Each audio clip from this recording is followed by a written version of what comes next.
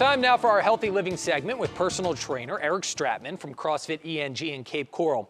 This morning, he's getting us more on the first steps you should take to start your exercise. And I just want to put it out there, Eric, I'm assuming the first step is not order Girl Scout cookies, eat some, and then maybe start your workout. Yeah, definitely. The Girl Scout cookies are a good step because that's letting us know that, we're going to stay gainfully employed because the Girl Scouts of America are helping all of us in the fitness industry be able to stay in business and, have a better 2021 than 2020 because, we're out there, everybody's going to jump into those thin mints and tag-alongs, and not that I ever partake in them, but you definitely got to indulge sometimes in the Girl Scout cookies, right? What are your guys' favorite flavors? Well, they're called Thin Mints for a reason. I'll just put it out there. And then also, of course, the Samoas with the coconut. But this morning we're talking about kickstarting your exercise, especially for people maybe that are just getting back into it. I would assume, I know we've talked about it in the past, you got to ease your way into some of the workouts. And I know you have some examples.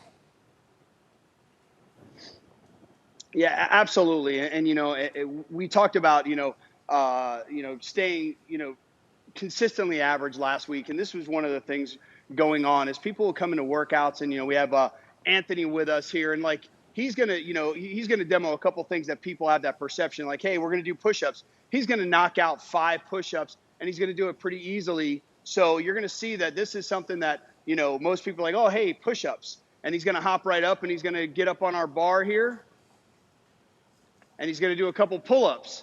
So you're seeing, Anthony here, and he's actually a great story of people that have, come a long way. Believe it or not, this guy used to weigh 300 pounds. I have to get you his before and after. The guy's got a great story. So he's going to come down now. In place of pull-ups, we've got ring rows, right? This is something that is a very simple pulling exercise to do that you would not think, okay, well, if I can't do a pull-up, then I shouldn't even do the workouts, right? I shouldn't even try something that's on there. Same thing with the push-ups. Thanks, Anthony. You can come over here. We're going to switch over here, and you're going to see he's going to do push-ups on the box, which is a much easier version because we're able to take a lot of our body weight away from it. And I think these are those first steps people need to take in order to do it. Thank you, sir. Man, Anthony's a great guy helping us out here. And when we look at those first steps, those are some very minor modifications, but it's the same thing like, oh, I want to run a 5K. Well, let's start out with a 10-minute walk a day, not let's go run a 5K. I didn't do really well at it. I was really sore from it. Let me not continue doing it. Let me make sure that you're putting yourself in a position that you could be successful because you're taking those first steps that are going to be successful, and you're going to build one step a day, and that's what we call it, that first step. So you're able to always ascend towards your goal and give yourself a position that you're able to step on. What you did yesterday is building on what you're going to be able to do tomorrow, not try to go to the end goal immediately, where a lot of people have that intimidation factor or that failure, and then they see, well, it's something I can't do, so I'm not going to do it, or I can't step into a gym, or I can't start doing workouts at home because I'm going to fail at the workout. So just take that first step and be motivated to be able to do something that's going to enable you to start an exercise program, stay doing it, and maybe you can sneak in those thin mints and it's not going to bother you a bit. It's dangerous this year with COVID-19. Of course, the Girl Scouts of America have an app so that you can get boxes of Thin Mints and cookies, probably even delivered to your home, and then you can go out and find them. We always want to thank Eric Stratman with CrossFit ENG in Cape Coral for joining us this morning.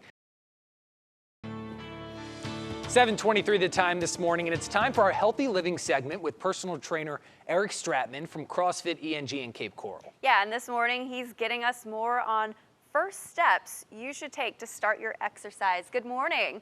Oh, I love the pants. Good morning, good morning. Now this joke never... Yeah, good morning, good morning. Yeah, definitely I think first steps are... Oh, okay, the delay. This joke never gets old here, Eric. I just want to put this out there. They're called Thin Mints for a reason. It is Girl Scout cookie season, but that doesn't mean that, you can eat a box of Girl Scout cookies and not get back into the gym. And it's important, I know you're going to show us some exercises, some simple things people can do either in the gym or possibly even at home.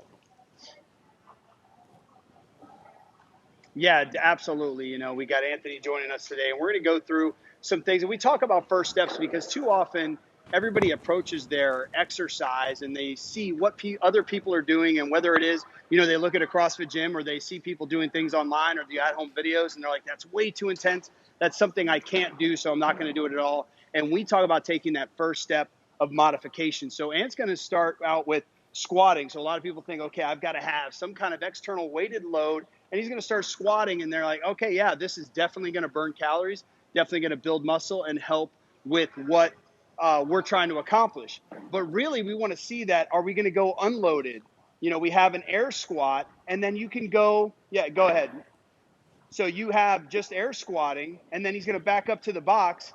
And then this is a benefit to see he's just doing squats to a box. Like, this is where we can start. This is a first step that all of us can feel comfortable that we're not going to fall over, that we can get a good range of motion and do something that we do every day. We sit down, we stand up. So this is important to understand that this is a first step. And then one of my all-time favorites, and I'm going to give you the calculation. You have to guess how many burpees it takes to burn one Thin Mint cookie. But burpees, right? So he's going to do a couple of burpees, and he is, you know, this is one of those exercises that we know burns a lot of calories. You can do it anywhere, but people look at these burpees and they say, well, man, that's something I can't do.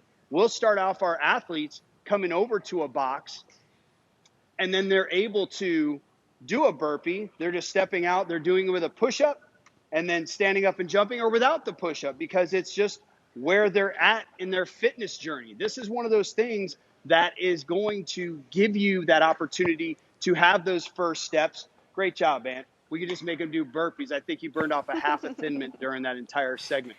So he did a lot of reps. But, you know, when you look at, you know, you got probably 10 to 15 burpees, depending on your body weight, to burn off a half a Thin Mint. So just put that in perspective. But I want you to indulge and have fun with them and enjoy them.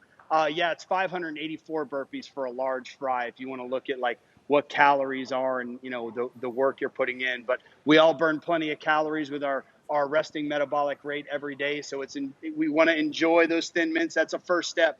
Eat the Thin Mint and then have motivation to go to the gym afterwards, right? Oh, Lord. 584 Y'all couldn't see burpees my to burn face. I a was like, large fry. that's incredible. That's crazy. It's like it's news, obviously, that you'd like to hear, because you're like, is the fry really worth it? But it's also extremely, you know, upsetting, because who doesn't love I know. McDonald's fry? We always want to thank Eric STRATMAN from CrossFit ENG in Cape Coral joining us this morning. 584 burpees for a large fry. Calories don't count unless you count them, though. Okay, well, I'm counting them, because I every know, time I I am eat too. fries That's now, a lot. I'm thinking of nearly 600 burpees. Thank you so much, Eric.